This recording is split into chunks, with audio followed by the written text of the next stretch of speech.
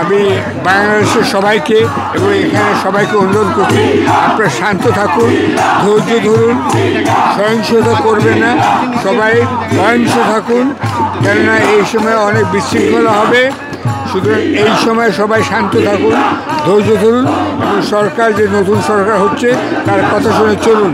একই সঙ্গে আমি দাবি জানাচ্ছি, যারা এই মুহূর্তে জেলে আছেন, যারা গুম হয়ে আছেন, তাদেরকে যেন সেনাবাহিনী মুক্তি দেয়, খালেদা জিয়াকে তার বাড়ি থেকে মুক্তি দেয়। আপনারা সবাই মুক্ত। আজকে যারা বন্দী আছেন তাদের মা বাবা ভাই বোন সবাই তাকেই আছে বাংলাদেশে, তারা কখন মুক্তি পাবে? তাদেরকে এখনই আপনারা ছেড়ে দিন, এটাই আমার অনুরোধ। সেনাবাহিনী দায়িত্ব যেটুকু পালন করেছে এই মুহূর্তে, আমি পূর্বের অতীত আমি ভুলে যেতে চাই। 3 সপ্তাহে 2000-এরও বেশি মানুষকে, বিশেষ করে আমাদের ছাত্রছাত্রী, আমাদের সন্তানদেরকে হত্যা করেছে। সুতরাং এই মুহূর্তে যে বাংলাদেশ, সেই বাংলাদেশে শেখ হাসিনা নেই, শেখ হাসিনা বের হয়ে গেছে। এখন যেটা আশা করছে জনগণ, এই মুহূর্তে সারা পৃথিবীতে 18 কোটি মানুষ, 1.5 কোটি মানুষ সারা পৃথিবীতে আনন্দ করছে। শফিক রেহমান যখন তাকে জেলে নেওয়া হয়, তখন আমি ডাউনিং স্ট্রিটে গিয়েছিলাম বাংলাদেশ ওয়াচকে নিয়ে। আমি আজকে আল্লাহর কাছে শুকরিয়া আদায় করছি, আজকে আলতাফ আলী পার্কে দাঁড়িয়ে হাজার হাজার বাংলাদেশি মানুষ, শফিক রেহমান আজকে আমার পাশে, আমি তার পাশে। আজকে ডক্টর লিটন এখানে আছেন এবং আমাদের সাংবাদিক লিটন এখানে আছেন। আমরা হাজার হাজার জনতা যে আনন্দ করছি, 18 কোটি মানুষ এখন বাংলাদেশে আনন্দ করছে। আমাদের প্রত্যাশা হলো একটি জনবান্ধব সরকার হবে, একটি পূর্ণ গণতান্ত্রিক সরকার হবে। এবং এই মুহূর্তে এই সরকারের যত মন্ত্রী আছে, যত এমপি আছে, যারা কুশীলব, সবাইকে বিচারের আওতায় আনতে হবে এবং বিশেষ করে এই সব কুশীলবকে বিচারের আওতায় আনতে হবে, সে যেই হোক। এবং যারা আত্মাহুতি দিয়েছে, যারা তাজা রক্ত ঢেলে দিয়েছে, তাদের প্রতি আমার স্যালিউট। যারা সমন্বয় করেছে, তাদের প্রতি আমার স্যালিউট। আপনারা দেখেছেন গত 20 দিনে আমি প্রতিদিন 2-3টা করে টক শোতে, আমি গত 5 দিনে সমন্বয়কদের সাথেও আমি টক শো করেছি।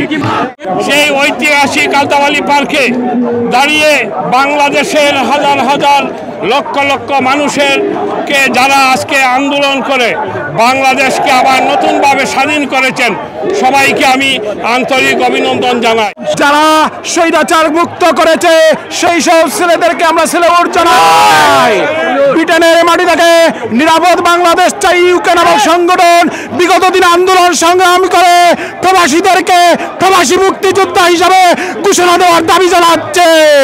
যাদের রক্তের বিনিময়ে আজকে 2024-এ যারা শহীদ হয়েছেন, সেই বীর মুক্তিযোদ্ধা যারা আছেন, যাদের রক্তের বিনিময়ে 2024 আজকে আমরা স্বাধীনতা পেয়েছি। আমি এহসানুজ্জামান, আজকে আলতাফ আলী পার্কে আমরা বিজয় উল্লাস মিছিল করছি আমরা এই জন্য যে শেখ হাসিনা আজকে পদত্যাগ করেছে। আসলে শেখ হাসিনা পদত্যাগ না, শেখ হাসিনাকে নামানো হয়েছে কারার ধরে। ওকে, আর আজকে এতগুলো রক্তের বিনিময়ে, এতগুলো বাচ্চার প্রাণের বিনিময়ে যে আজকে তারা যে পালিয়ে গেল, সে এবং তার শেখ রাহেনা, তাদের বিচার কি হবে? সে তো তাদের ফ্যামিলি বিচার করে ফেললো। আমার যে বাচ্চা কাচ্চারা মারা গেল, হেলিকপ্টার থেকে গুলি করা হলো, এদের বিচারের দায়ভার কে নিবে? আমি মনে করি, আমি আপনাদের মাধ্যমে বাংলাদেশ সরকারের কাছে আকুল মিনতি করছি যে শেখ হাসিনাকে এবং তার দায়িত্বপ্রাপ্ত সমস্ত আওয়ামী লীগের কর্মকর্তাদেরকে ধরে এনে বিচারের আওতায় আনা হোক এবং অবশ্যই এটা করা উচিত দ্রুত বিচার ট্রাইব্যুনাল আইনালে। 2024 সালের 5ই আগস্ট স্বৈরাচার শেখ হাসিনার পতন হয়েছে। বাংলাদেশ থেকে স্বৈরাচারী শেখ হাসিনা পালিয়ে গেছে।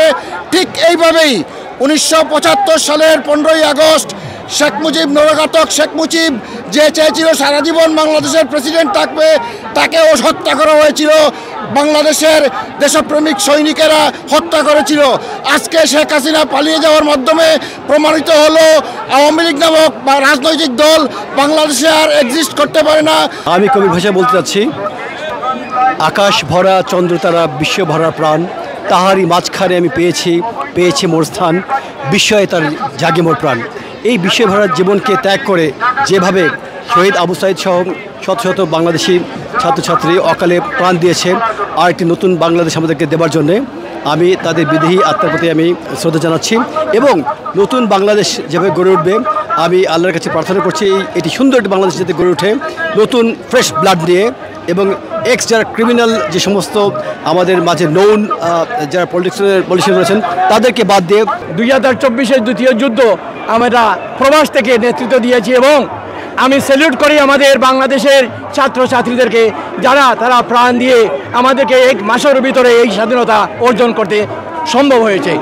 আমি প্রবাসীদের পক্ষ থেকে বলতে চাই, আসুন আমরা সবাই মিলে যে দেশের স্বপ্ন দেখেছি সেই স্বপ্নরা এগিয়ে নিয়ে যাই।